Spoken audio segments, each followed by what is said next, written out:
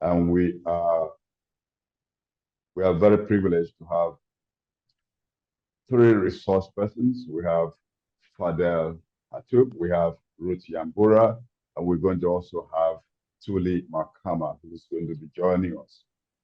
I will introduce them briefly. When they begin to speak, they may also further introduce themselves if they so, if there's time, as they wish. Fadel Hatub is an associate professor of economics at Denison University. He's on leave at the moment, I guess. And is the president of the Global Institute for Sustainable Prosperity. He's written a lot of very strong, powerful books, including Global. He runs the Global South Perspectives. He's a member of the Independent Expert Group on Just Transition and Development, an uh, expert group member with the Global Solidarity Levies Task Force. He is a foremost foremost political economist here on the continent of Africa. Currently, he serves as a senior advisor with PowerShift Africa. Uh, Fadel, you're welcome. Thank you. And thank you very much. Welcome. I'm so glad to have you. We also have with us Ruth Nyambura. Youth is with the Ramani Collective. Ramani Collective. Um, she is a feminist, a frontline eco-feminist, a strong comrade on the continent. She's an organizer, pardon me, I have to say he. She's an organizer whose research interests are primarily on the agrarian political economy and ecology of Africa, as well as other parts of the global south. Ruth, we're so delighted to have you on this webinar. That smile means okay, that's good. Um, and then we have Tuli. Tuli has just joined us. Tuli is a public interest attorney, public interest lawyer, and she is also a senior advisor with Oil Change, the Africa Senior Advisor with Oil Change International, and a very critical member of the steering committee of Oil Watch Africa. Um, all three resource persons with us today work across the continent as well as across the global south and generally global. And so I believe we're in for a very strong conversation today, reviewing the emissions gap between on the way to Baku, Azerbaijan. Now, before we go into the conversation, this is the round. I'm going to be giving 8 minutes to each of the speakers to just bring their opening thoughts, and thereafter there will be two questions, and then we'll open up for a conversation by participants. That will be the Q&A. Well, let me just say that the COP has been going on for, we have 28 sessions already. We're about entering the 29th session. And one of the COPs that was very critical, there's been a lot of critical moments in the COP, including the COP that happened at Kyoto in 1997, which is when market environmentalism really made a big entry into the COP negotiation.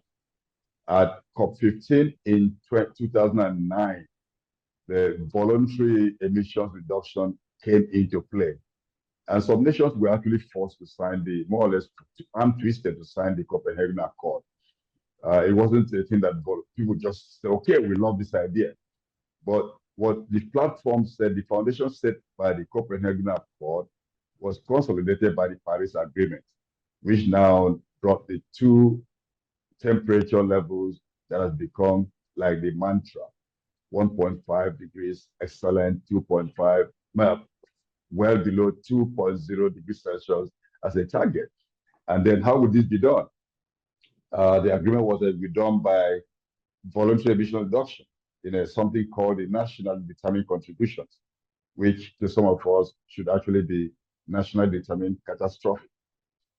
Because the emissions gap report of the United Nations Environment Program that was issued just before COP26, just before COP28, showed that if the world went on, if everybody did what they said they were going to do as emission reduction, the world was aiming for 3 degrees Celsius temperature increase, which would be incredible for the world. Things would be totally cataclysmic, so to speak. But just a couple of weeks back, the UNEP has issued a new report, which doesn't give us any reason to cheer at all. It did not only give us the emission gap report, also we also see adaptation finance gap that is emerging and getting wider.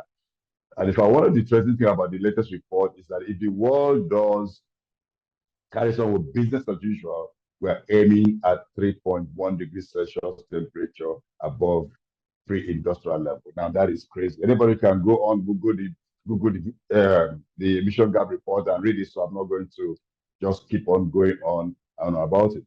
The NDCs have the business as usual, unconditional NDCs, conditional NDCs, conditional NDCs, and net zero pledges, and so on and so forth. In terms of finance, at COP15 in Copenhagen, there was an agreement imposed that the rich countries will contribute $10 billion per year to help vulnerable nations to to meet their adaptation and mitigation needs. And that was going to go up to 2020 when the target will rise to $100 billion per year. But at the Paris Agreement, that target of 2020 Paris Agreement was showing that this wasn't happening. So they shifted the deadline to 2025. And last year, I heard some, I would say, rumors that the target had been met. I think Fadel will tell us more about that target. How was it met? Is it really true that it was met?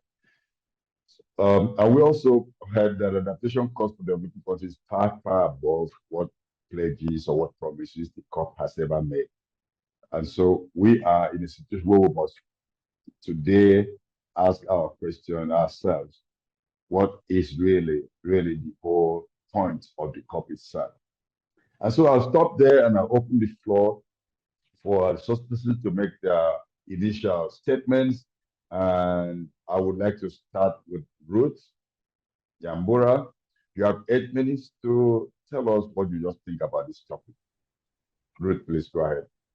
Thank you so much, Nemo, and thank you for inviting me. Thank you also for giving the numbers and statistics, because one of the things that I know it has to be done, but one of the things that I sit very uncomfortable with when it comes to the various reports and various numbers, everything gets reduced to statistics, right? And numbers. And I keep asking myself, and many of us do, that's actually the rain. It's raining in Nairobi finally, thank heavens.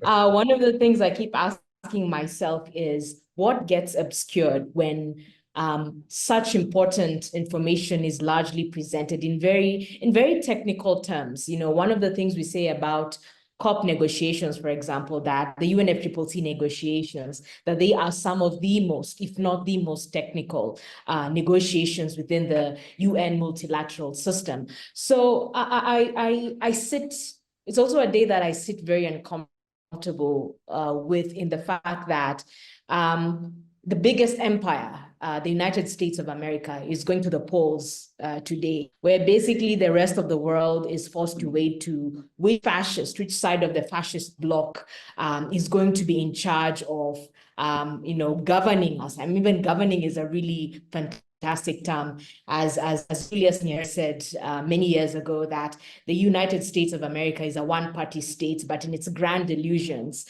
pretends that it's a democracy with two-party states. And also sit very uncomfortable in the context of, we are over a year plus into the genocide in Gaza, but also to the war in Sudan. And how does that relate to the emissions gap, right? So a report came out a few months ago that the first months of conflict in Gaza produced more planet-warming gases than 20 climate-vulnerable nations do in a year, as the study shows. So, as I said, Nemo, I was very happy that you spoke to the numbers and the statistics, right? But I want us to bring back, to bring it back to the practical and material realities. What does the emission gap actually look like? The emission gap looks like a war and genocide, right? The complete breakdown of the multilateral system, especially what we've seen in the last 1 year. More and more, the entrenchment of the private sector within not just the multilateral space in general, but within the US, I mean, we call it the diversification of the United Nations system. The emissions gap looks like, ethnic cleansing, genocide, the military-industrial complex, the profiteers like Raytheon, the war on political sovereignty with its long histories, and the empires like the United States of America that I've just spoken about.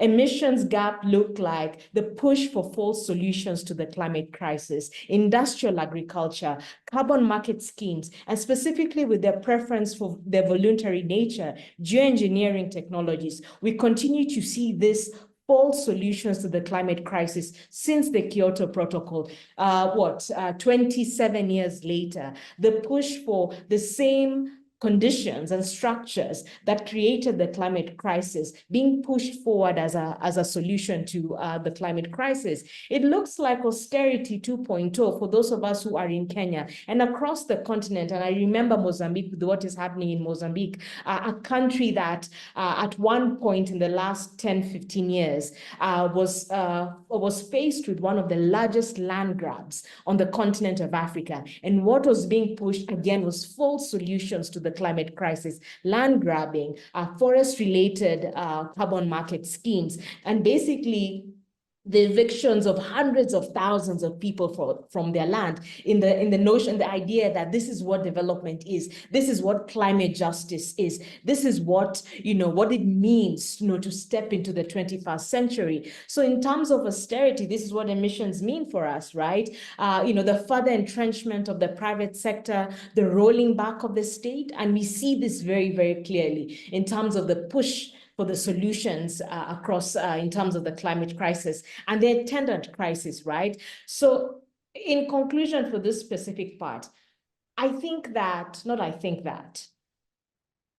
going back to what gets obscured sometimes when we present not just the emissions gap, when we present the crisis around the financing that's actually needed, is that we often obscure, or rather the system obscures, the structural complexities and histories, the histories of capitalism, the histories of neoliberalism, rarely named or tackled. This is what ultimately the emissions gap should be about, at least until we tackle the structural foundation, the very edifice of what the climate crisis is.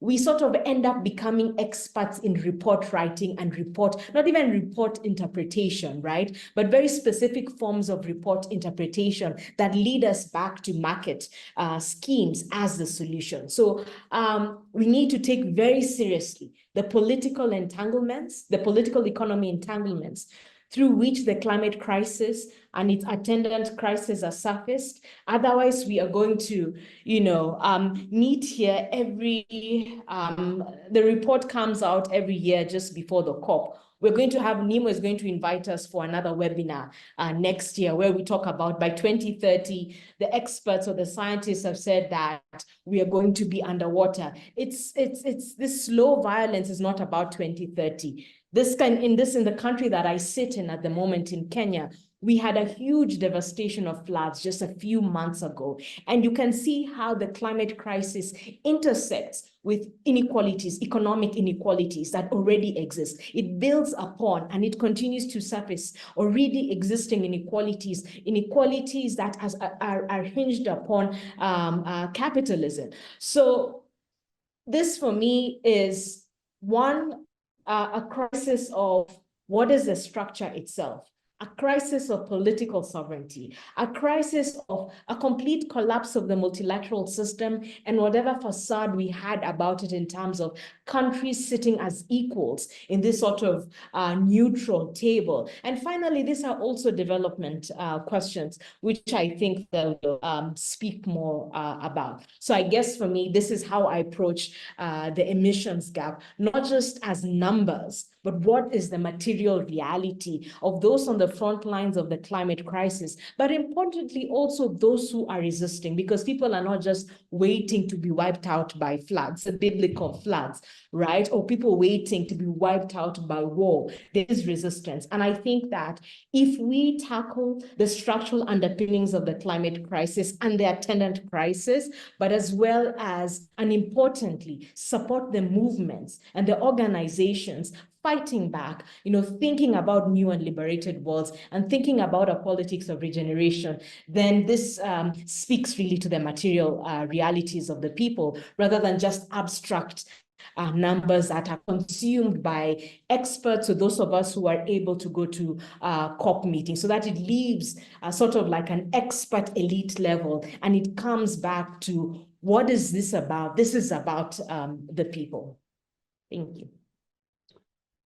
Thank you so much, Ruth. You've thrown a lot out already. I'm sure we'll have time to come back to some of the issues. I like the way you framed the issues, what gets obscured when we get stuck with numbers and statistics.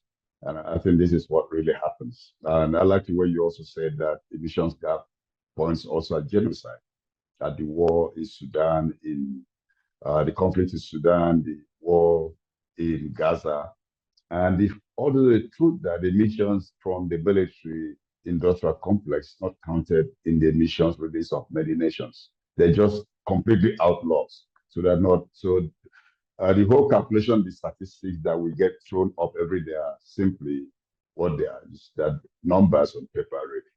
So we need to really talk about what gets obscured. And I'm sure, as a political economist and somebody who's an expert on these issues, Fadel will have a lot to tell us about. So Fadel, you have the space. Thank you so much, Nemo, for hosting this important conversation. It's a pleasure to be with you today. It's yet another depressing report. We're talking about the emissions gap report, and if you underline the issue of emissions, it's very important from the get-go to talk about what are these emissions and who's responsible for these emissions historically. The emissions we're talking about are CO2 emissions and other green gas houses, which means the root cause of all of this is the fossil fuel industry, the use of fossil fuel since the Industrial Revolution. And this refers us back to another important UNEP report, which is the production gap report that focuses on the actual production of fossil fuels, which is important to highlight here as we begin this conversation. According to the latest production gap report, what that report does is really to look at the gap between how much fossil fuels we're allowed to extract and burn if we're going to meet the climate challenge at keeping global warming below the 1.5 degree limit versus how much we're actually planning to extract and burn in the next couple of decades. And at the current pace, we are on track to extract and burn twice as much as we're allowed to if we're going to meet the climate challenge. And that means if you take the production gap report seriously, and as a result also you take the emissions gap report seriously, that means two things that need to happen immediately. Number one, it means we have to immediately stop adding additional fossil fuel infrastructure, no new infrastructure. And number two, it means phasing out rapidly the existing fossil fuel infrastructure under a just transition framework, meaning that the countries that have the biggest historical responsibility, that happen to be the industrialized countries, actually it happen to be the wealthiest countries, they are the ones who should be phasing out immediately with the most rapid pace, not the countries that didn't exceed their carbon budget and don't have the technological capabilities and resources to immediately switch to renewable energy resources. So that's what the science says. The reality is, I was just looking up some of the most recent numbers for the fossil fuel industry plans to build additional fossil fuel infrastructure. This year alone, the industry is adding $600 billion worth of new infrastructure. And close to more than a third of it is in North America, meaning the US and Canada, the countries that are, especially the US, the biggest historic polluters. So that means that the countries that are the most responsible for emissions, the United States, Western Europe, the G20 as a block, this is what the emissions gap report is telling us. The G20 minus the African Union, of course, is responsible for 77% of global emissions historically. So what is the G20 doing to reduce their emissions? What is the G20 doing to transfer technology and financial resources to the global south, the countries that didn't exceed their carbon budget, in order to manufacture and deploy at scale renewable energy infrastructure for a just transition? Not enough. I mean, this is why we're going to COP. We're going to COP because this is called the climate finance COP. And climate finance, from our perspective, from an African perspective, is development finance, is allowing us to unleash our full potential, which is renewables. Africa as a continent, according to IRENA, the International Renewable Energy Agency, is capable of producing 1,000 times its anticipated energy needs by 2040 with existing renewables technology. And Africa, with that potential, can completely replace all of the fossil fuel exports from the continent. That is within reach. That's by 2040. That's the day after tomorrow. Yet the continent attracts less than 2% of financing for renewables globally. And the country is again being denied access to the life-saving technology to manufacture and deploy renewables at scale. And there's a reason for it. And this is about power. This is about geopolitics. This is about a colonial hierarchy that was not supposed to be disrupted. Because if we unleash Africa's renewable energy potential, which means industrial production potential, that means we're no longer at the bottom of the hierarchy, economically and geopolitically. And that is unfortunately being perceived as a threat, as a risk to be managed, to be minimized by the industrialized world. And that is the big elephant in the room in these COP negotiations. They know that we have this biggest potential to save the planet, to decolonize the continent, to transform the global south, and to produce the cheapest, most abundant renewable energy for the entire world, which should be a win-win to be celebrated, right? But it's unfortunately being perceived as a threat, as a risk, as a disruption to the global hierarchy. And that's why it's not financed. That's why technology is not made available. And that's why what we get is, as the report highlights, is a lot of hot air and no action on climate. So I'll leave it at that as opening remarks, and we can dive into some of the details as we go forward. Thank you. Thank you so much, Fadel. And you really added more reasons why we should really be concerned about the way the COP is moving. And so about how much we should extract and burn, and how much how much more investment is still going to that sector. It really shows the big hypocrisy on the part of the polluters, the sector, and as well as governments that are investing in this. Yeah, so we move on to Tuli. Tuli, you have the space to make your pitch. Welcome. Unmute. Thanks. Thank you so much, Nimo, for organizing the space. And yeah, it's a place where hopefully we are not just venting, but we continue to encourage each other to focus on what really matters and not be distracted, by the counting of carbon molecules and, whatever they call them, the emission steps. The reality is that these conversations in the COP, the negotiations have been, we are going to Baku this year, and this is the third time, that the COP conversations will be hosted in a petrostate, and that the significance of that should not be downplayed because it's tantamount to, a drug addict being told to go to a drug center because that is where the rehabilitation center is being hosted. All the conversations and the equipment and whatever relief is hosted in the drug dealer's home. So we are finding ourselves in that situation. That is one. The reality of who is in these conversations, who is actually, making the final call on what agenda actually leads in any particular COP. So we are following the agenda that is being hosted and led by petrostates. And that says to us, to me, actually, we have a responsibility to bring along, not necessarily into the COP space, but just bring along surface like we are doing in this conversation, the things that really matter. And what really matters, and there has been an attempt to sideline for a long time, it's the human, element of all the devastation that is happening. The human element has been sidelined, it's been pushed to the peripherals of the conversations, right from who sits around the table, right down to, the reasons for actually stopping, the emissions, the human impact, the human, carnage is not being brought into the center of all these conversations. It's in the peripherals.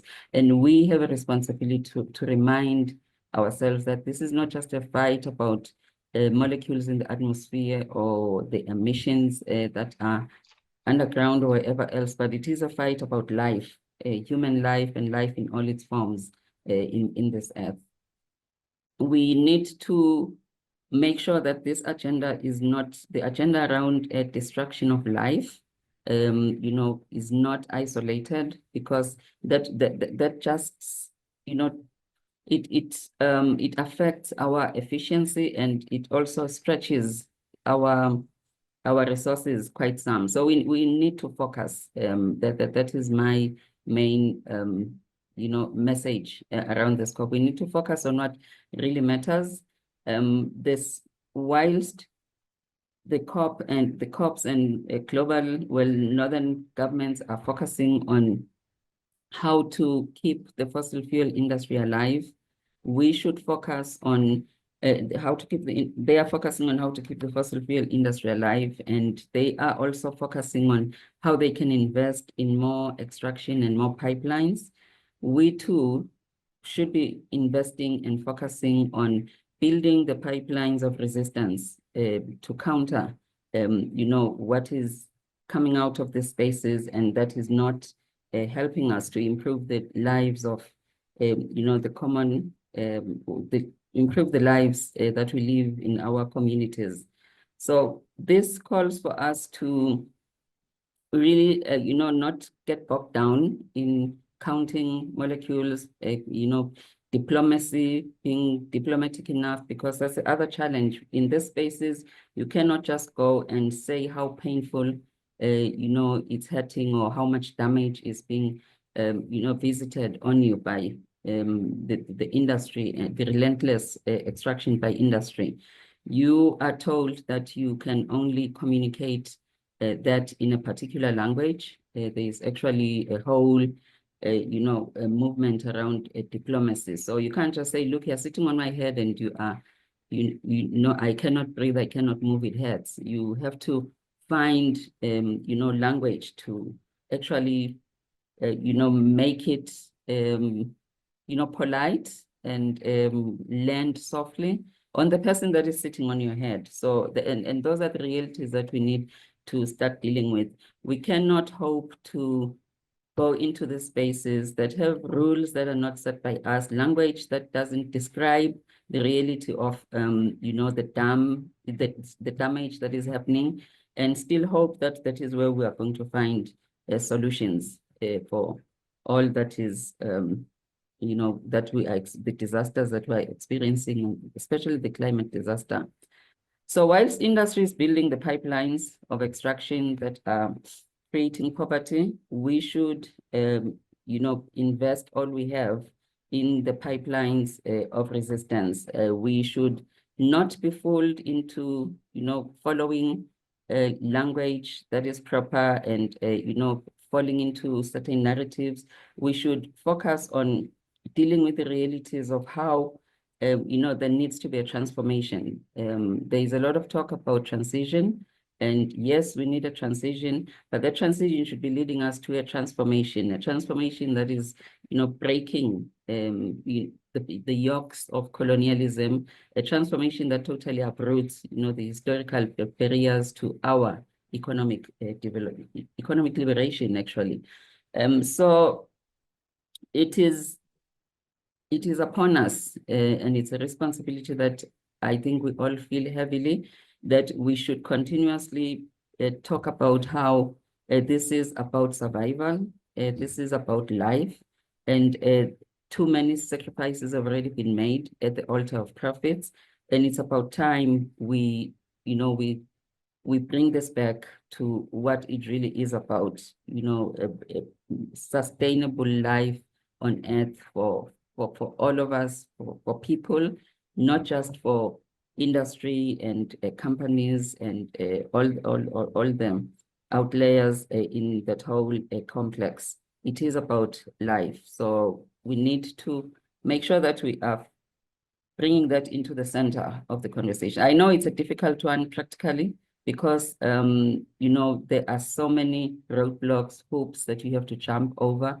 to even get into the space, to even get around the table. So I'm very mindful of that, but I still think we should not forget what this fight is about. It is not about measuring how much emissions are out there, because if we get caught in that, we are immediately drawn into the conversations around the cleaning of carbon dioxide from the atmosphere, how the industry, the very industry that has gotten us to where we are, already has solutions around how to, clean up the atmosphere. And those solutions that they are suggesting, which are all false solutions, are threatening to send us into further peril, as a humanity.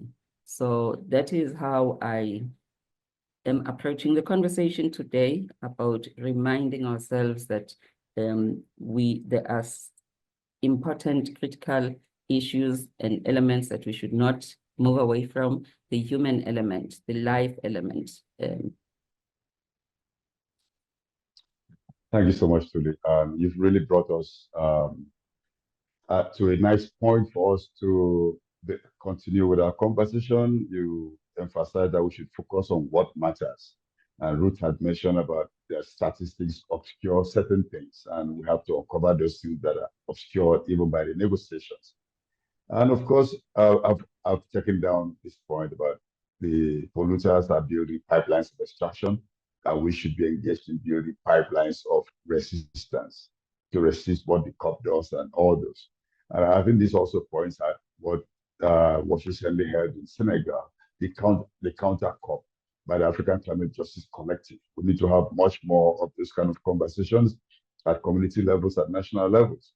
We need to own our narratives. And you also said that transition, we have to not just talk about energy transition, there must be transformation, which is decolonial, it's liberatory, and it's about life. So Africa has already been designated, not formally, not openly, as a sacrifice zone. Indeed, some people would like to have Africa without Africans. Because we have so many resources. We have the oil, the coal, the cobalt, the lithium, everything. Whether the old form of energy, direct energy, or clean energy, Africa is a place for exploitation. We really have we have a duty of ensuring that we fight for our survival and stop the expansion of sacrifice zones. So before I ask specific questions to our speakers, let me just thank all those who have joined us. Please feel free to introduce yourself in the chat box, say which country you're coming from, and also put in your questions while while the conversation continues. Put in your questions, because the moment we end the conversation, we're going to come around to try to answer the questions that you ask and that you may have. So at any point in time, you are free to drop a question in the chat box. And I thank you all for being with us at this momentous occasion.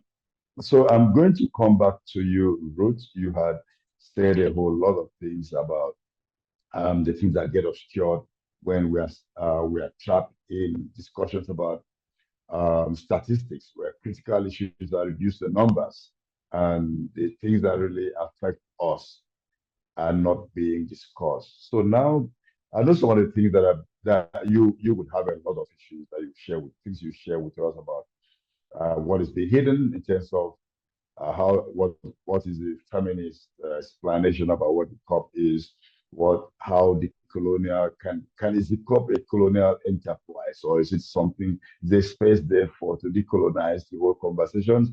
And you could also tell us something about, we're going to have the 29th COP just next week. Are we on a treadmill? Are we making progress, or are we just going through the motions? Ruth, you have the floor. I mean, I found it very interesting when you said treadmill, because for those who regularly exercise, you could spend the whole year on the treadmill, but if you don't know how to use it in terms of like the inclination and the kind of speed, and you don't have the analysis of your body and what you actually need to do, you could spend a year on the treadmill without really achieving any goals. So it comes back to the idea of politicization. So I want to say two things before I begin. One, you said that the issue around Africa being a sacrifice zone, official sacrifice zone. We have been an official sacrifice zone since the beginning of the transatlantic slave trade and since the Berlin Conference. So this for me is a closed, shut, open and shut case. We have been sacrifice zones since these two particular encounters, the colonial encounter and the encounter around enslavement, and the legacies of enslavement and the legacies of colonialism remain with us. The other thing I want to say before I fully respond to your question is that it's not that statistics are not important or numbers are not important. They are exceedingly important, but we must not lose sight around politicizing statistics, politicizing data, including how the data is, how we get the data. And Fadel, who's, is in academia, will say this, that it's not just about getting data or doing research. Research, is imbued with power relations. Data is imbued with power relations. How do we use the data? What kind of stories do we want to tell? Are they emancipatory stories, or are they stories that are going to put us within the same space where the solution, again, goes back to, well, let's do carbon markets. This is a solution. Because if you're doing revolutionary analysis, revolutionary research work, then it means that this is a revolutionary project. Well, we have to break completely free with the economic project and the political projects and the social cultural projects that bring us to the climate crisis and other attendant crises. So that is one thing that I do want to clarify, that we must politicize. The arena of statistics, research, data, these are sites of struggle. And we must take these sites very, very seriously in terms of what is produced, who produces the knowledge, because colonial knowledge, right, the legacies of colonial knowledge, is still here with us. So that is one important thing I must say. So going to the question specifically around feminism and colonialism. So colonialism, the colonial encounter produced the possibilities of enclosures and the commodification of the commons as we understand it now. So the colonial encounter, neoliberal globalization, they produced the basis, the ideology, and the materiality around the enclosures and the commodification of what we call the commons, right? So this is important to begin with in terms of our analysis. Where do ideas around privatization, right? Where do they begin from? And they begin from the colonial encounter. In the context of the climate crisis and feminism, I mean, the climate crisis is an extremely, extremely gendered and feminized crisis. Social reproduction, I want to put it within the context of the climate crisis and social reproduction. gendered labor, and no, I won't just say gendered labor, but the labor that is produced by women, and mostly poor and working class women. So it is gendered, the climate crisis is gendered, but it is also classed, right? Largely poor and working class women in the cities or the towns, mostly in the global south, but also poor and working class women in rural areas continue to produce the labor that is exploited by patriarchy, colonial patriarchy, and capitalist patriarchy, and that is also commodified, right? So women's socialization, women are socialized into very particular roles because of colonialism, because of capitalism, and importantly, because of how colonialism and capitalism and patriarchy interact with each other. We know very well that women produce, farming, for example, right? Agriculture is an exceedingly feminized sphere, right? Women produce not just literally produce, right? The children and the workers, right? But they are responsible for the food. They're responsible for the water. They're responsible for energy. Yet we know that, for example, a continent like Africa, which is exceedingly poor in the context of energy poverty, right? We also know that in the context of water, right? Fadel and I were having a little conversation before this call began, the context of North Africa, exceedingly water stressed, right? Not just because of the climate crisis, but also just because of the topography and the geography of the land. But yet, North Africa, because of the industrial agriculture, which of course comes from the colonial encounter in North Africa, that North Africa produces olives, produces all these fruits to be eaten in Europe. Yet the workers, right, in North Africa, many of them who are women, their lands are taken, working under horrible conditions. And importantly, what is the environmental cost of producing for export? Part of the I won't get into it, and maybe perhaps Fadel might get to it later, the whole idea of unequal exchange, that the global south continues to be a site of extraction. And this is also how we must look at the condition of women, across the global south, that women's labor, right, continues to be a site of extraction for capitalism, for the elites on the continent, but also the global elites. So we must look at the climate crisis also in this particular ways, how gendered it is, how classed it is, also in terms of indigenous peoples, right? A lot of the carbon market schemes that we've seen across the continent and the global south are on indigenous people's lands. The colonial idea that indigenous people, are stupid and naive, have no idea around what conservation and biodiversity, and I hate the term conservation and biodiversity as it is used, but I'm going to use that they have no idea that all this world that they've lived for centuries, for thousands of years, beginning of time, suddenly, because of colonization, right? And because of this thing we're saying, climate justice, which is important, but because of how it is framed, right? The colonial knowledge, and this is part of what we must do in terms of decolonization, in terms of knowledge. So these are forms of looking at the climate crisis in terms of a very gendered outlook. And finally, we must think about how, the COP itself, and those of us who call ourselves COP veterans, unfortunately, who keep on going or who have attended too many COPs, to be really sort of a point of shame for me personally, how does the COP, right, or the UNFCCC space, or the multilateral system as it is right now, how has it become a site of pacifying more radical action? The organizing and conception of struggle, how does it pacify that, right? How do we proceed with the limits and possibilities of what these spaces are? There are long debates around, should we attend the COP or not? Should we go to the UN system or not? I won't get into that because I think that those are strategic and tactical conversations that people should have within their own particular movements. But the reality is, as the multilateral system stands today, beyond the fact that we have seen clearly, for those who had no idea in the last 1 year, right, has really surfaced the unequal and power relations and asymmetries of power within that system. The idea that the global south sits equally on those tables is a lie, is a fallacy. absolutely, in terms of, it's absolutely a fallacy. So how do we deal with those realities? How do we reimagine the multilateral system? But importantly, in terms of feminist movements, not just on the continent, feminist movements working for food sovereignty, challenging seed laws that criminalize seed saving, selling, and exchanging, right? How can we think about organizing in more radical ways?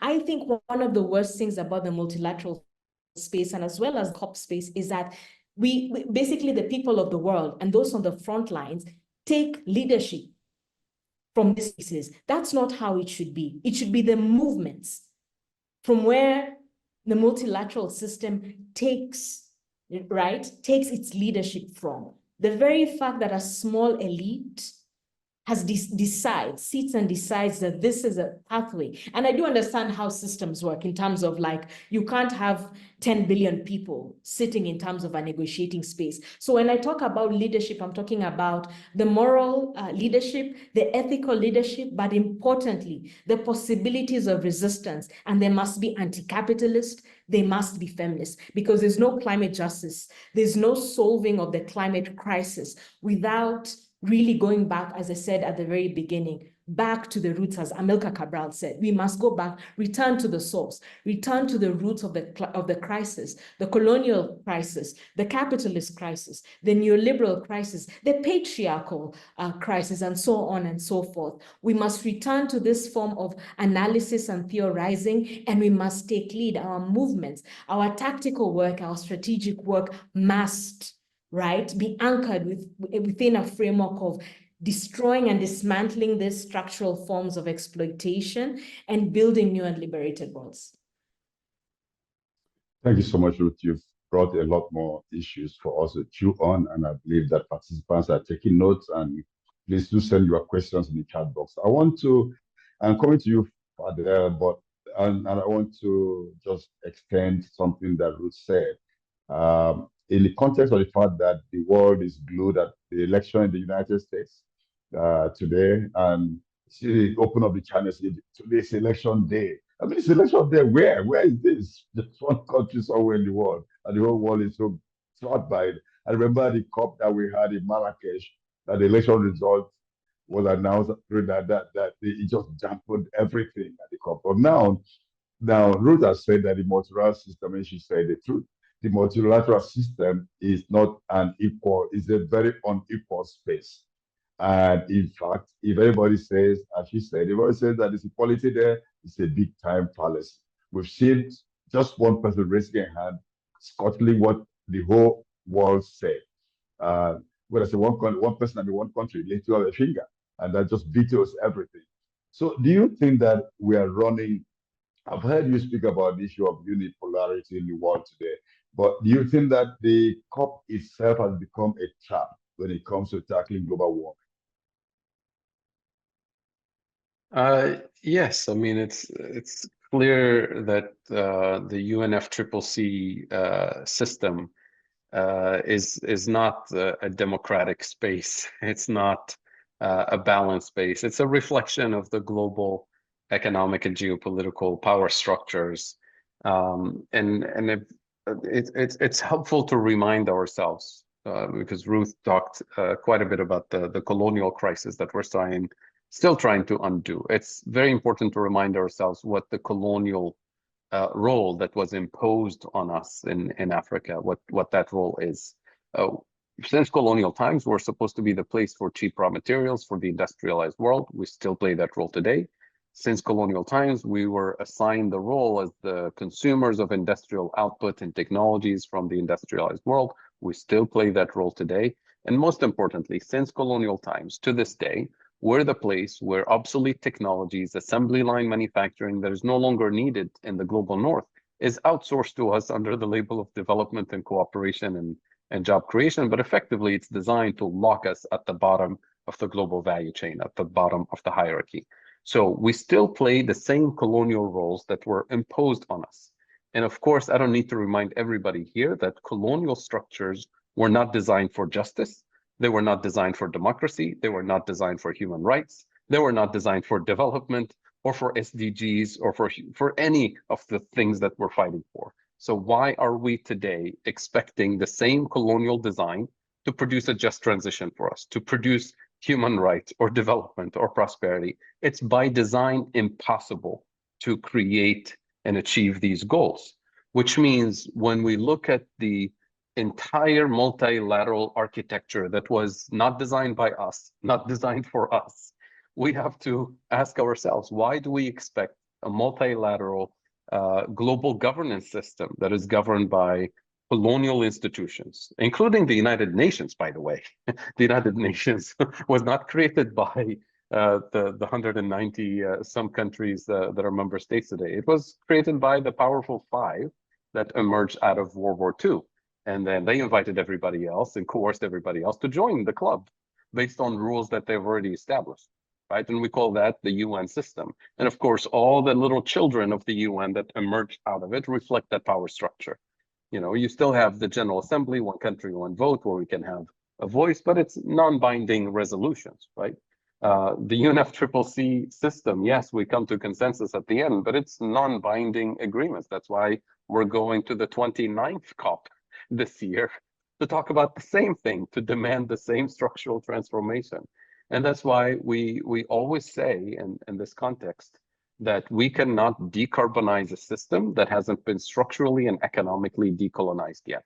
So the day when the UNFCCC decisions produce pathways that will actually decolonize the African continent, that is to undo the colonial roles that were imposed on us as the place for cheap raw materials, as the consumers of technology, the day where we actually agree on what, you know, the distribution of the carbon budget actually means from a scientific and legal perspective, then we'll agree that, you know, the industrialized world has by far exceeded its carbon budget. And when you exceed your budget, you run into a deficit.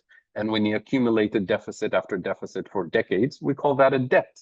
So the countries that have a climate debt, they owe us climate reparations, right? And the concept of debt in economics, in finance, and law is very straightforward. Nobody disagrees with the definition of debt. If I owe you $100, Nemo, I'm supposed to pay you $100. We can sit down and negotiate a payment plan because we're nice people. But at the end of the day, I give you $100 and you are not supposed to give me anything. But here's how climate finance today works in practice. Instead of me giving you $100, here's how it works. I give you $3 and I tell you exactly what to do with them. I impose restrictions and conditionalities and set up economic traps for you. And then I feel bad because you clearly need more than $3 for your climate finance needs. So I'm going to lend you $7 with, you know, concessional interest rates, noblesse oblige, because I'm a nice person. And then I impose conditionalities on you and set up, you know, deliverables that you have to demonstrate you've been following my instructions. And then, you know, I give you $10, but you have to give me your forest to offset my pollution. These are pollution permits, right? The carbon credits. This is supposed to be the biggest innovation in climate finance now is pollution permits. And then I invest another $20 in your economy so you can use your water to produce green hydrogen for me, not for you, right? And then I bring another $20 of investment for my companies, but you have to de-risk their investment, right? So that they can extract on more favorable terms. And you're looking at me, Nemo, and saying, wait a minute, I thought this whole thing was supposed to be a debt. You're supposed to give me $100. Why am I giving you my forest? Why am I giving you my hydrogen? Why am I giving you my water? Why am I borrowing money from you? You're supposed to give me $100. So this is the framing that we as Africans, as people of the global South, and our governments and our negotiators should go to this climate finance COP and say, enough is enough. This is nonsense.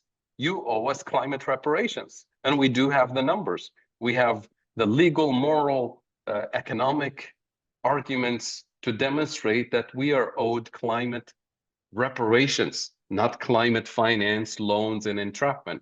So climate finance from an African and global South perspective should be delivered in 3 categories. Number 1, cancellation of all climate-related debts. And this is just in the climate space. We're not talking about the other economic debts, but any climate-related debt should be canceled immediately, not rescheduled, not postponed, but canceled.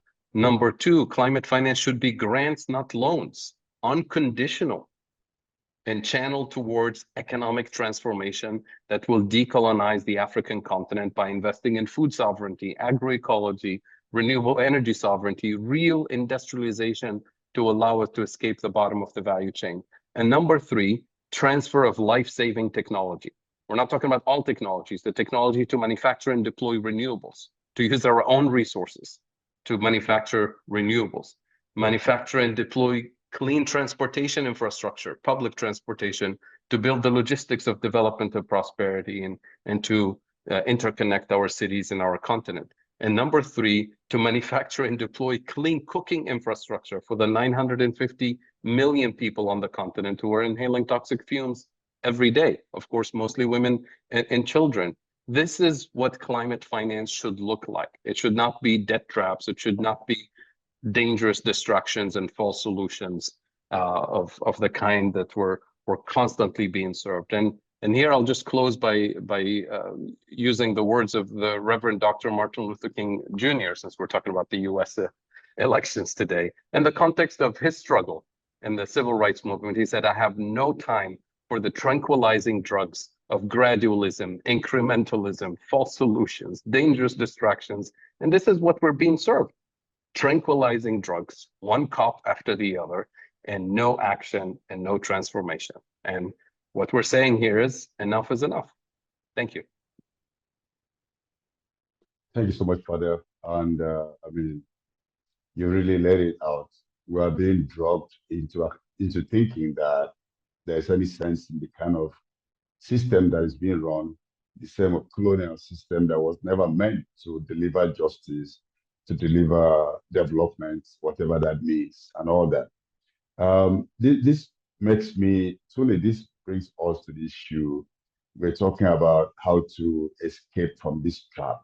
So I would like to ask you a double-barrel question. Number one is, at these COPs, in the conversation, whether it's African COP or the COP at Azerbaijan or wherever, are the voices of the victims being heard? Or are we just playing and speaking on their behalf? What can be done about that? And secondly, there seems to be a definite trend on the continent about the assault on the deltas. How does this play out when African politicians say we have a right to develop with fossil fuels, whether the West likes it or not? Is this opening us up more for more exploitations and destruction of the lungs of the continent?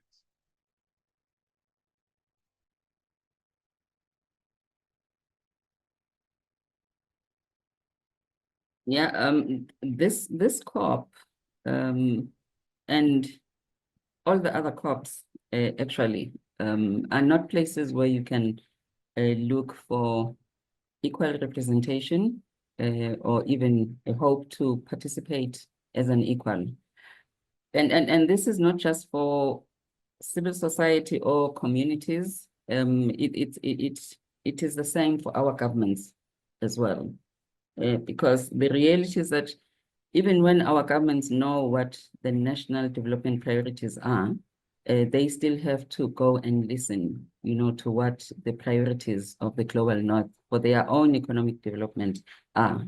And unfortunately, those priorities require us to continuously open up our territories for more extraction, more subtraction, and be a site of immense poverty, even in the midst of plenty resources that we have in our continent. So the COP is not a place where you can put your hopes for solutions. And I always say, if you want to be kind to the COP, you just need to look at the many issues surrounding how you even access that space of the COP. There are access issues. You cannot just go there. You have to have accreditation, and the accreditation does not guarantee you. Well, guarantees you partial access depending on how you are accredited. If you are civil society, or even just a community, you are going to be an observer. You are not going to be participating as an equal in those conversations. So the issue of access is a big one, and it means you have so many messengers along the way and you run the risk of the message, becoming diluted for whatever reasons before it reaches that platform. And then for communities and even us, civil society organizations, there are real issues around, resources for participating in the COPs, for carrying voices or messages into the spaces. The budget for attending a COP, regardless of where it is, equals a budget that local organizations could use for resistance and for many local actions for many months. But that budget, that critical resource and budget, is what the COP requires for you to show up in that space and begin to make that partial contribution, or even try to have your message ahead. And then also, the language. If you think you're going to be heard at the COP, you are not just going to walk in there and state your case as you feel it, as you understand it, as you see it, as you experience it daily. You have to couch your message, your trauma, your disasters in a way that is diplomatic enough, for the perpetrators of the harm to be able to listen and frame a response. So that's a reality. You spend so much resources, you have to have capacity for accreditation. You get there and you cannot get into the rooms, into the negotiation rooms. If you do, you cannot say certain things, and you have very limited time to make your point. All civil society voices will be, summarized into 3 minutes intervention by one person. So those are the realities. So whenever the outcomes of COP are bad, I think we should remind ourselves that it was never our space anyway. It's never a place for us to come out with any meaningful, positions. Should we abandon it? No, I don't think we should abandon it. It's painful, it's stressful, it's expensive.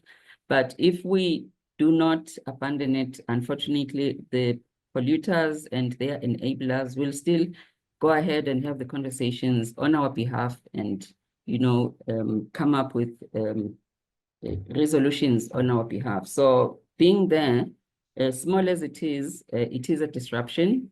It is an irritation. And I think if we look back at COP28, we realize how just civil society holding the line right up to the last moment outside the official negotiations, it did embarrass some of our governments and embarrass some of the polluters to actually, give in and mention fossil fuels as the elephant in the room. The real cause of all the challenges that we're seeing, the climate damage that we are all trying to nest our heads out of. So the COP is not a place for solutions. The counter COPs where we can have honest conversations, that are dealing with real issues, like the counter African COP that just happened in Senegal. Those are the spaces where we should invest a lot of our resources. We find solidarity in those spaces. We get to hear about real solutions, because the real solutions are with the people there at the local communities.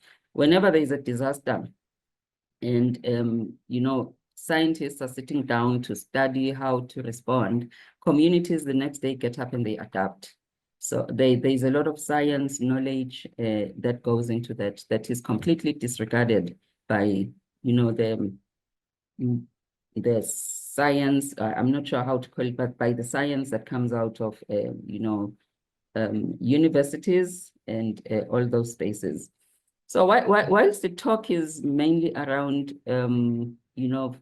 phasing out, moving away, and whatever else, the actions are doing the contrary. We see plans of industry and even global governments, mainly centered around expansion. And the expansion is looking at the global south, expanding in the global south.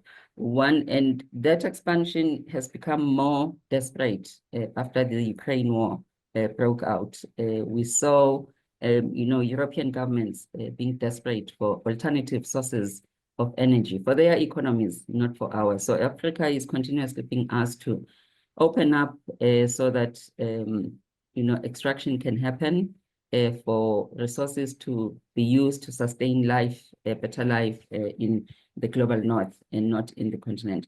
And we are seeing that play itself out even in places that we thought were sacred, that we thought were protected, because there was this sort of agreement that some of these places are so pristine, they should not be touched. We differ on the reasons why those places are pristine. For me, those places are pristine because they sustain human lives. And I guess for others, they're pristine because they are sustaining, species that, are critical for aesthetic value for visits and whatever else. But at least though whatever the reasons we have been engaging in protecting those pockets of the continent, the reality is that at least we agree that they are pristine, they should not be touched. But we are seeing that changing. We are seeing a lot of oil projects going into protected areas. We are seeing what's happening with the East Africa Crude Oil Pipeline in the Murchison Park in Uganda. We see what's happening to the Virunga in the Congo. So no place is safe as the expansion, as the expansion crusade goes across the continent. We are seeing statistics that are really disturbing. Like we hear how, over 918 protected areas globally are actually hosting ongoing fossil fuel extraction projects. And then we hear that there is actually a total of 2,337 that are active or proposed oil, gas, and coal projects within protected areas. And in Africa, we are really alarmed to see how, even with the history and experience we've had with the Niger Delta and the devastation by oil that happened to the Niger Delta, we are seeing other deltas becoming sites of extraction being targeted by industry relentlessly. We've seen the Saloum Delta in Senegal being targeted for extraction. We saw Senegal celebrating, the first barrels of oil that have come out of that delta, and that is disturbing. And we see the same trend playing itself out again in Namibia and Botswana, where the Kavango region is being targeted for hosting extraction. And that extraction is going to affect the Okavango Delta, which straddles Namibia and Botswana. And no amount of environmental impact assessments, can protect these sites from a targeted extraction.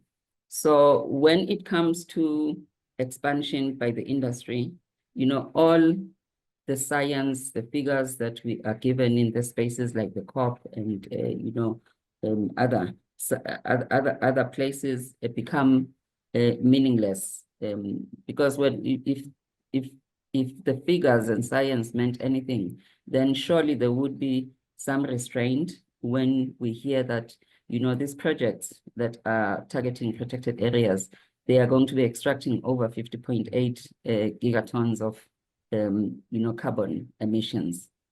So it doesn't make sense from the oil, gas, and coal reserves. So it doesn't make sense in terms of emissions control. It doesn't make sense in terms of all the life, the balance that is going to be disrupted. Millions of people depend on the deltas for livelihoods, and a massive number of life in all its forms, fauna and flora, actually also depend on these deltas.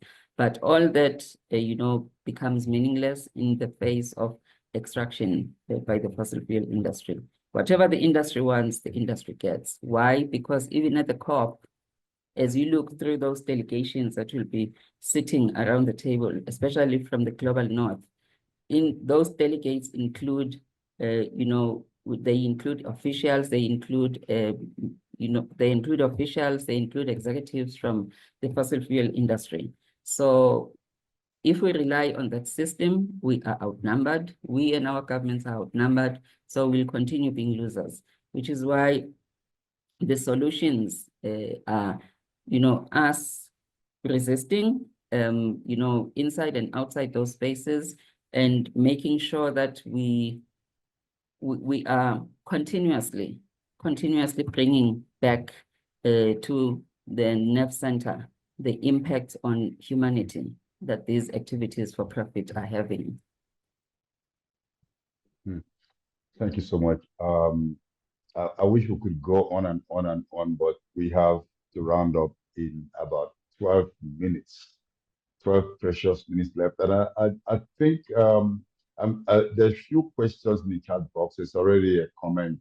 There was a conversation in the chat box that says that what needs to be done is to kick the polluters out of the COP, because the polluters have been fairly in the driving seat, pushing, ensuring that there's no transition, no agreement on a transition from fossil fuels, except in energy sector, which is very like just a life support and doesn't really mean much. So getting the polluters out of the COP. For the last, Truly mentioned this about the trend in the COP. We have got petrol states hosting the COP, started from Egypt, hosted the COP, and over to United Arab Emirates. Now it's going to Azerbaijan. Even Brazil is also a petrol state to some extent. So we've got it really screwed up. But there's one question I would like, anybody could answer this question, then just give us your idea about what is to be done, what we can do moving forward in terms of tackling global warming for Africa, as well as the what to do with that space, that COP space. It's a question that I hear that says, what policies govern reparation? It's written repatriation. I think that's reparation. What policy will govern reparation? I think Fadela talked a bit about that. You could still repeat or say something about that. How would human rights be protected in the process of reparation? The only other question, I saw comments in the Q&A box, not really a question. This one that says, I want to ask, what's the possibility of having a continent or a country that can be free of greenhouse gas emissions? I don't think we can find any country like that. So, but please feel free, just go ahead and we'll go further route, then we'll come to Tuli. I'll address the question related to how do we make sure that if we're successful at getting climate reparations, that it's done in a way that's actually transformative and respects human rights and so on. I think this is where the process of participatory democracy happens, and in the tradition of working towards reparations, we have truth and reconciliation commissions, and those are participatory, and these are the spaces where the affected communities come in and make sure that the new governance system that is going to be put in place is just and is actually repairing the damage and delivering to the needs of the affected communities. I think we'll be misled if we think that reparations should go to the national governments, the same governance structure that is producing quite a bit of the abuse. Quite a bit of the abuse that we face domestically is done by our own governments, right? Serving the interest of the elites in our countries and the global elites.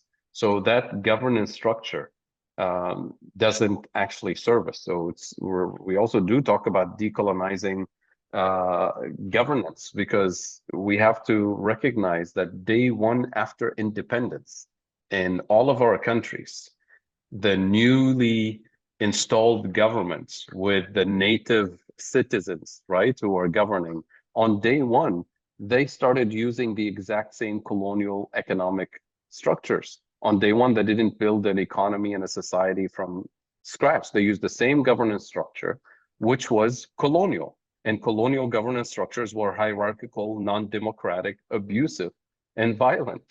So we've taken over the same governance structure, and we started digging the same mines, using the same colonial roads, colonial ports, to deliver to the same industrialized, centers in the global north.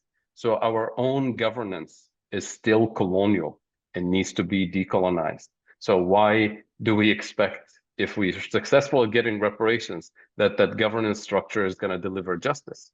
It's going to feed the same engines of extractivism and abuse. So that has to be part of the truth and reconciliation work that we do domestically in order to decolonize our governance structures. So I completely agree with the comments in the chat about, we need to be skeptical about reparations actually delivering transformation. But it doesn't mean we should give up on the concept of reparations on the struggle to decolonize and transform and deliver justice. Thank you. Wow, thank you so much. And Ruth, maybe when you jump in, you can also talk about there's another, there are two charts that talk about the leaders of the fossil fuel industry being involved in the Green Climate Fund, as well as bankers. But this next year, 2025, we co-chair of the Climate Fund will be a negotiator from Mali. Would that make any difference? I like to joke that Nimo, you and I and Tuli experienced the UNFCCC under Christiana Figueres, the great, the legendary former executive secretary of the UNFCCC, who is very, very responsible for what we see now in terms of the powers of the fossil fuel lobby, but basically the private sector in that space. And I like to tell people, like, you've seen nothing, we saw things. So this is sort of a watered down version of what it means. So, I mean, the revolving door, and I want to basically maybe pick up on something that Fadela said or has kept on saying, and also Tudi. Ultimately, the UNFCCC, the COP, the multilateral system, is a reflection of how the world operates, the power relations of the world. And that's why when I was speaking the second question, I spoke about we must be very clear about the limits and possibilities of the UN system, the multilateral system as a whole, and the COP system, right? The limits. What are the limits of the space? What are the possibilities of the space?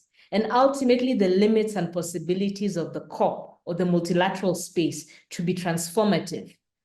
These are battles that are not fought within the COP, right? Just as a thing that we say that for civil society, for those of us who are veterans of the COP, we know that there's nothing we can do to make any transformation happen, for example, in Baku. We don't show up during the 2 weeks of the COP and think that you are going to have a revolution. A lot of this negotiations have already been had, especially during what we call the intersessionals in June and in August in Bonn and whatnot. Also, these are discussions and debates. One of the things that we say that the UN space or conversations or negotiations about the climate or environment surprisingly have very little to do with the environment and climate. These are actually economic conversations and debates that happen to be under the cloak of what we call the climate crisis or the environmental or biodiversity crisis. So that truth telling is important,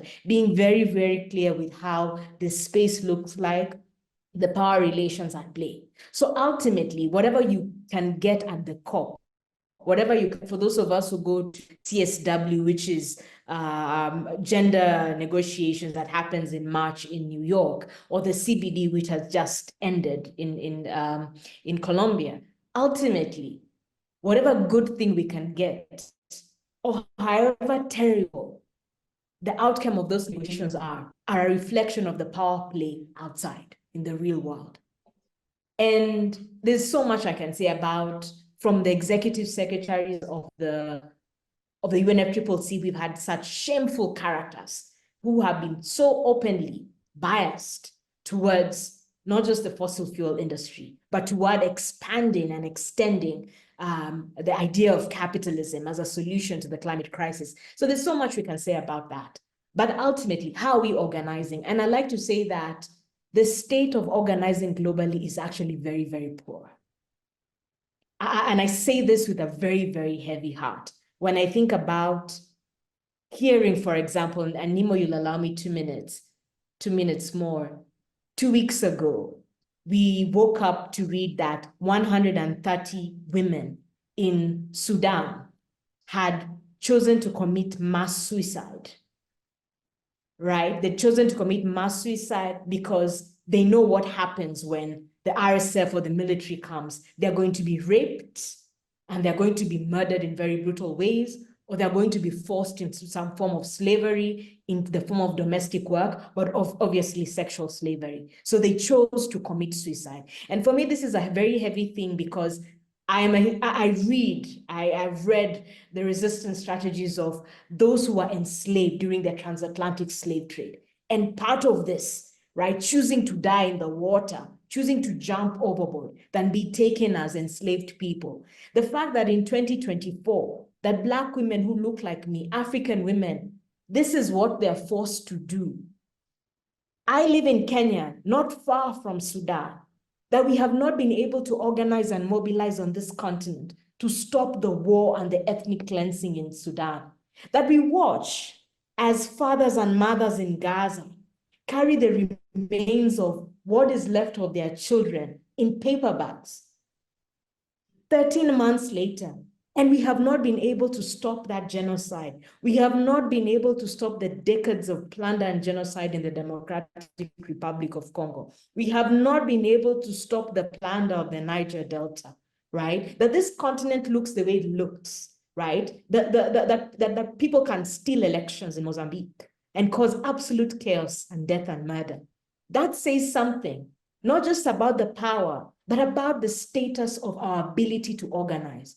And until we get to a place where we've organized cross-movement type of organizing, transnational, transversal forms of organizing, labor, unions, feminist movements, academics, activist scholarship, right? The kind of theorizing that is needed, the kind of solidarities that are needed. We will continue to beg the multilateral system as is. I firmly believe in a multilateral, so I must be very clear. I believe that we need a multilateral system. What we have does not work. And whatever little worked has completely been destroyed in the last 1 year, as we've seen. Until we get to a level of that kind of organizing, a militant, radical, clear, built in terms of solidarity and the people, right? We are going to beg the UN. We are going to always be like, oh, but fossil fuel lobbyists are constantly within the UN space. This actually also happens within other sites of negotiation. It's not just the UNFCCC or the CBD. In the women's space or in the CSW space, we're also seeing, right? We're also seeing the impact of having more and more, despite the space being open to, well, we're being sold capitalist forms of feminism or, neoliberal feminism, militarized feminism, imperial feminism is what we are being sold. Until we organize at that level and remembering the radical work of, the anti-colonial forms of resistance, the anti-globalization movements of the 80s and the 90s, the radical work that we've seen with the Zapatistas, the movements in India, the movements on this continent, right? From Emida in Morocco, to the work that Wangari Maathai and the comrades did in the 90s, right? Not just around simply saying that we want a park, but recovering the idea of the radical idea of the commons and resisting capitalism. Until we get there, I'm so sorry to say that, as I said, Nemo, and I don't want to be, I'm not a pessimist. I mean, I say things as they are, but I am a radical optimist in what is actually possible. But we'll find ourselves, if we don't organize, we'll find ourselves next year, Nemo bringing us together because he's such a fantastic person when it comes to organizing the people. We'll be talking about 2 years of a genocide in Gaza, 2 years, 2.5 years of the war in Sudan. How many more decades in the Democratic Republic of Congo? The rollback of women's rights. We'll be talking about North Africa, the desertification of North Africa, yet the water is being exported and the crops being exported to Europe. We'll continue talking about young men and women, right, dying in the watery graves of the Mediterranean, young women on the continent of Africa, literally ending up in the Middle East, right? In terms of this is slave labor. So for me, it is, I also have to chastise myself and chastise us collectively. The state of the world is a reflection of the movements and the organizing, and it is absolutely dismal. I'm sorry to say so, but it is my hope that we can organize, that a year from now, this is not the same story we're telling. And I'm so sorry for taking that. Well, what you said needed to be said, and thank you for saying it so well. It's a big challenge for everyone.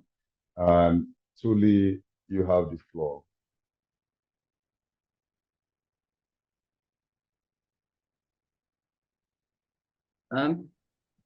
You know what we need to do collectively is to keep up the basics of the struggle, keep up the basics, and where we have left the basics, go back to the basics. There's this reality that we tend to downplay, the reality that, you know, whatever hasn't been won in the streets, sorry to use that language, will not be won, you know, in the boardroom. So the reality is that we need to keep up the struggle, the local struggles, because those struggles are what will not only protect our territories, but also they will determine, you know, what outcomes, you know, come out of these boardroom conversations that actually happen on our lives and our futures. We need to continue investing in sharing knowledge, passing down the knowledge, passing down, you know, the energy, the commitment to struggle, the commitment to stand in solidarity with each other.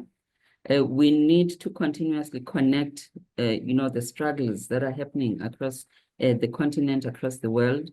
Make sure that the people of Namibia and Botswana who are fighting against recon and trying to protect their delta are connected to those who are in a similar struggle in Uganda, in Senegal, and in Nigeria. And also because we are the only ones who can keep telling, you know, the story of harm and damage, you know, that will force the perpetrators to, you know, to face the reality of how much their debt and for repatriation, for reparations is. If we fall into the trap of, you know, joining narratives that have been developed in boardrooms, we are going to miss the boat in terms of, you know, pushing the boundaries and making sure that, you know, the fossil fuel industry and all its enablers are not having a free ride.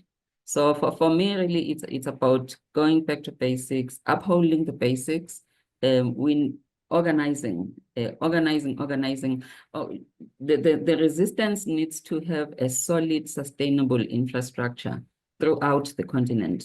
You know, an infrastructure that is able to not just respond at the local level, but also at the regional, at the sub-regional, and also at the regional, and, you know, connect to the global space. I think that is really critical. That it is that infrastructure that will carry us to having, you know, influence on what happens in the multilateral conversations and spaces. Those spaces will respond to pressure that will come from local resistance. So can we just get back to really investing in local resistance and also really investing in transformation, you know, transformation that will not just ensure a transition as we are being sold right now. Because if we just go along with this narrative of a just energy transition, or even even the transition, the word transition itself for us in Africa, the question is, what are we transitioning from in Africa, especially when we talk about energy? We have almost 1 billion of our people struggling with access to clean cooking, and also just struggling for basic connection to electricity. So when you are calling for, the basic access for those billions of African populations, can you be talking about a transition? Because we really need to be pushing for a transformation of the system that has ensured that the people who are sitting with resources, a lot of resources, become the poorest. The people who are sitting with resources that can light up, their local economies, their houses, and, their health centers, they don't have that. They are actually providing their resources for those very same benefits to the global north. And they have to buy back the processed, the processed products from what they own, and they buy it back at prices that are not determined by them. So we just need to target the nerve center of this system that keeps us enslaved in an economic system that's not delivering for us.